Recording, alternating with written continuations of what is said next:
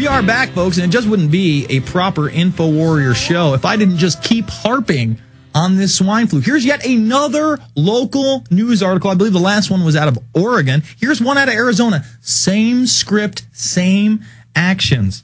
For the next 2 days, city, county, and school district personnel are among those attending a pandemic influenza planning and preparedness event in Mesa, being taught by the Office of Domestic Preparedness under the Federal Emergency Management Agency, our Lord and God's FEMA, here to help one more time. Remember, these FEMA centers will be the schools. They will be the churches. They will be buildings that they make into makeshift mass vaccination centers for you, the dumbed down public, your family, your friends, your loved ones, okay?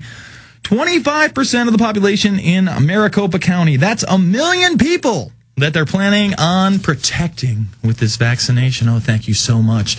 The program includes a day-long mock emergency drill. The role-playing scenario, which will include the creation of a fake city, county, and state, is designed to give officials the experience to deal with an outbreak. The program includes instruction on the types of influenza and the historical context of the other pandemics. Oh, other than telling you that the actual shot gave people, you know, the inability to use their limbs due to Guillain-Barré. Oh, and it killed a bunch of people, too. We're not going to give you that historical precedent. We're just going to say that people need to take this or bad things are going to happen.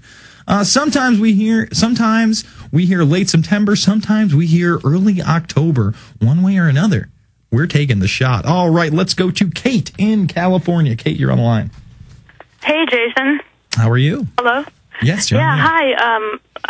I couldn't have not called in when I heard that guy who called in that he was going to join the military soon, Navy. Mm-hmm. Yes. He was looking for a way to maybe avoid the vaccine, the flu or whatever. Mm-hmm. I feel it's my duty as a veteran to maybe warn him, I hope he's listening, and make him think twice about joining.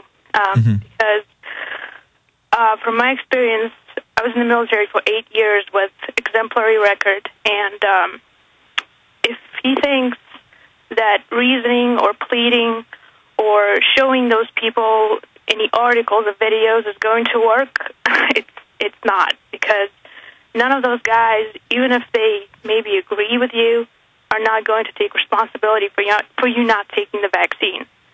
So you're telling me that none of these people within the military are going to have the spine to actually stand up to the establishment, no matter how much knowledge is in their brain? That's exactly what I'm saying.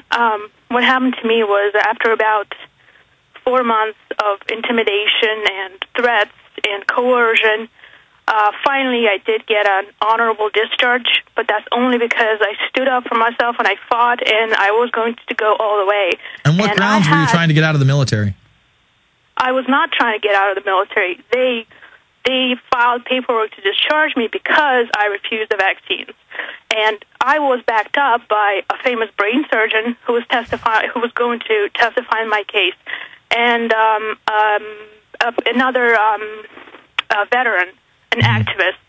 And they refused to hear them, okay? So if you think a video or an article is going to work, I mean, you brought in a veteran expert, a medical doctor, someone who was in neuroscience, and they would not even hear that person.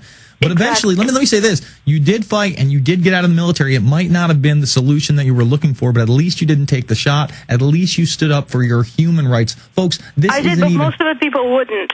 Most people would just capitulate to those people. And I just want to warn that guy, because I really feel like I have to warn him. And he should really make an informed decision before he joins, no matter what his job or how exciting his job he thinks is going to be. All right, Kate, I thank you so much for the call. It's not worth it. You're right. Your life is not worth it. It's not worth it to basically just commit a soft suicide, to say, it's okay if I only live to see 40, 50, or even 60. Folks, I'm trying to live to be 100, maybe 200. I'd love to see 200. It's the Infowarrior with Jason Bermas. We'll be back after this. Infowars.com and streaming live via video over at prisonplanet.com. While I'm young and while I'm able, all I want to do is fight tyranny.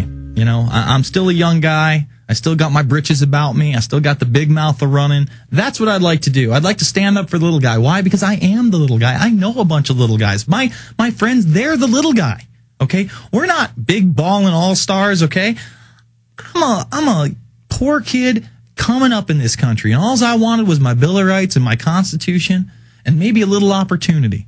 You know, an opportunity to live free, to live right, to do the good things, to love one another. And I don't see those opportunities in front of me anymore.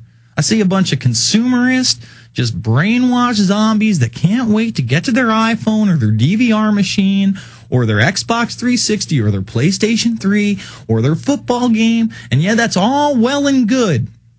If that's a side project, that's something you just unwind with an hour or 2 hours a day. But it's your cultural obsessions. And that's why this invisible empire just has you by the cojones.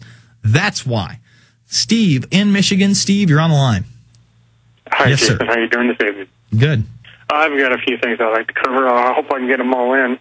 I would like you to give me some suggestions of what I can give to people other than a movie. Also, which movie and what articles I can give to people to help try to convince them. Convince them of what?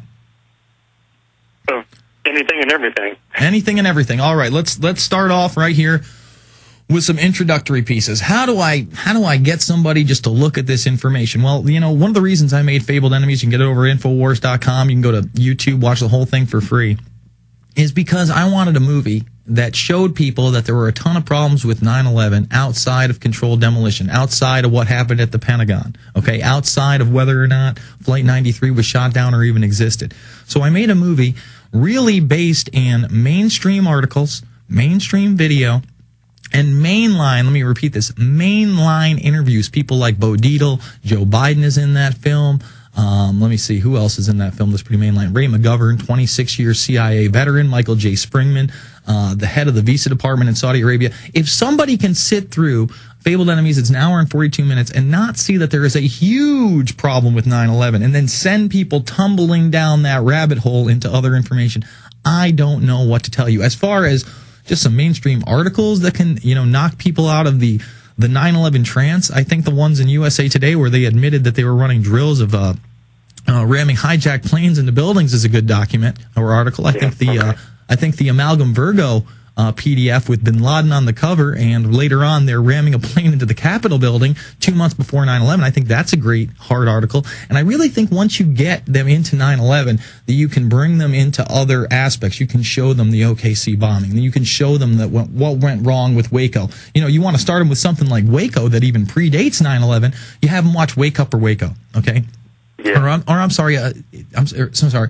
Wake Up or Waco is Alex Jones's film. Yeah, that's Alex Jones's film. I would actually go with Rules of Engagement. That was up for a Best Picture award for documentary filmmaking back in the 90s. An incredible picture. When you watch that, your jaw is on the floor. So you start them off with something small, then you get them into something more hardcore, like an Obama deception or an Endgame. If you're looking for outside of movies, man, I mean, again, I'm a big advocate of you downloading YouTube clips and converting them to go on your phone. Yeah, it might take you a half an hour or an hour to figure out how to do this on a tutorial on the internet or what kind of resolution your phone takes. But when you've got somebody as a captive audience on a street corner, in a bus, if you're carpooling with them, there is no better tool than to show them a mainline news story. You know, that 1979 60 Minutes piece, I woke my boy up outside of, I think he's in Pasadena, while I was out in California. His eyes were wide open. Stay on the line. I'll take more of your calls. Steve, we're going to come back to you. Brian, Jim, and others. It's the Info Warrior.